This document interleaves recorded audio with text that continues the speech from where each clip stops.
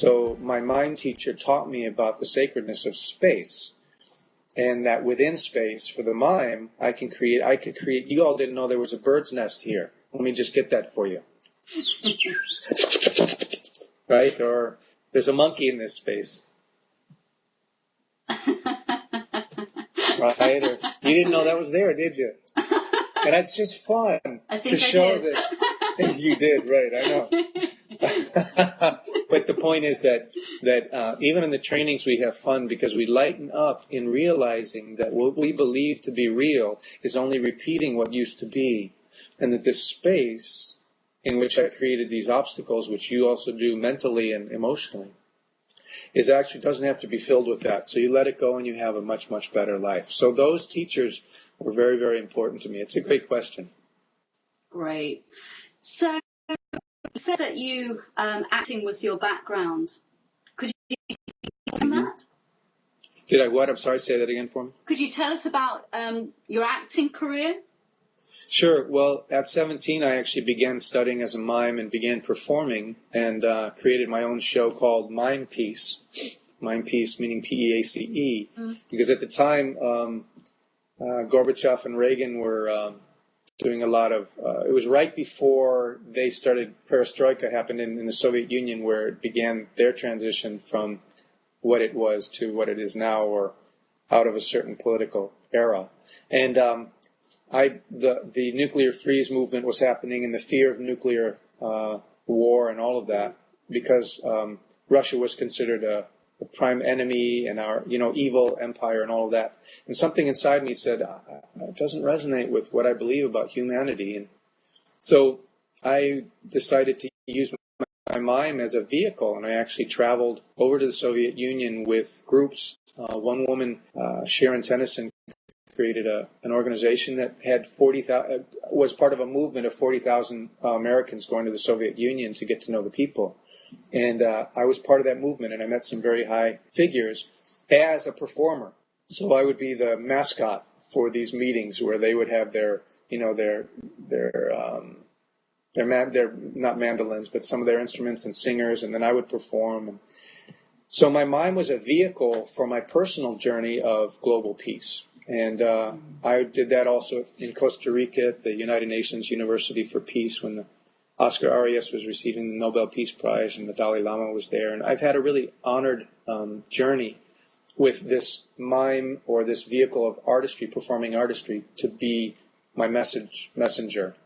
And now it's translated into my teaching. And as an actor, I was on TV and movies, and I was on Mad About You, and I played the Scarecrow in the TV movie The Dreamer of Oz, about the author Frank Baum. And so I've had my day. And what happened was finally it didn't feel right to be playing the words of other people's scripts, because I was wanting to let go of my own scripts. And eventually I didn't want to do it anymore. And teaching the Sedona method and coaching and teaching these principles of inner freedom have become more important to me. So how did you find the Sedona method? Who introduced you, or how did you stumble across it?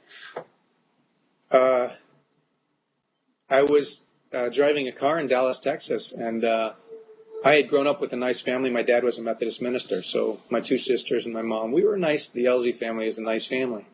And everyone was nice, but I never saw passion. I never saw debate or, arguments about points. I didn't see that energy. I just was nice and was surrounded by niceness. And I'm glad I was. But I didn't learn how to deal with emotions. So at age 18, I had suppressed so much. I was in Dallas going to college and driving alone in a car, and rage exploded from me. And it scared me a lot. And for 10 years, it was like that, uncontrollable rage. And the energy of it really scared me, like a lot of people in the world today dealing with the economy and losing work and relationship struggles. And there's a lot of emotion that we suppress and don't know what to do with. And it often makes its way out in illness or getting sick or violence, even if it's emotional violence. So at 18 years old, it scared me. So at age 28, 10 years later, I was given the gift of being told about this. And I learned it then. And so from then forward, I began to look at this emotion that I was afraid of and have the ability to let it go in a safe, comfortable, quick, self-loving way. And then I began teaching the last 15 years of that time. So I'm really grateful to my friend who introduced me to it. Excellent. So Yeah. what's happening in your life now? I know that you said you've just been the co-author of a book, Stepping Stones to Success, with, I mean, both Deepak Chopra, very well known, and Jack Canfield, who wrote Chicken Soup for the Soul. I'm right in thinking that, aren't I? Yes. So you've just been doing that. Would you like to tell us more about that? I was really honored to have this opportunity.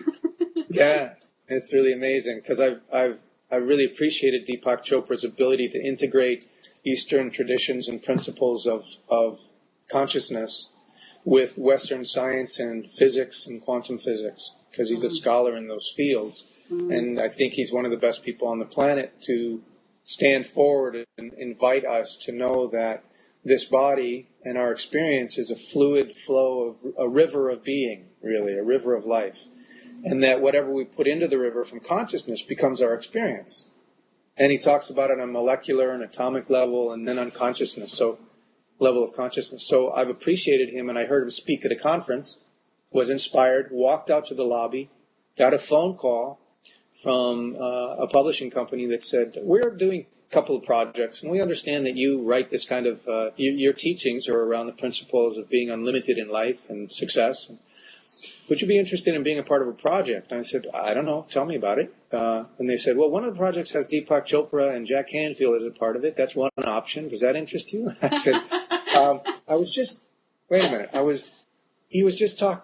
Yeah, I guess that interests me. And so I became a part of the book, and it's called Stepping Stones to Success. And it's really about, each author has his own take on how to be successful in this life, in aligning with the universe as opposed to conquering it. And because the universe is in flow right now, your heart's beating, quarts and quarts and quarts every few minutes, and neurons are happening, and atoms are, cells are dying and being replaced, and there is a winning going on here.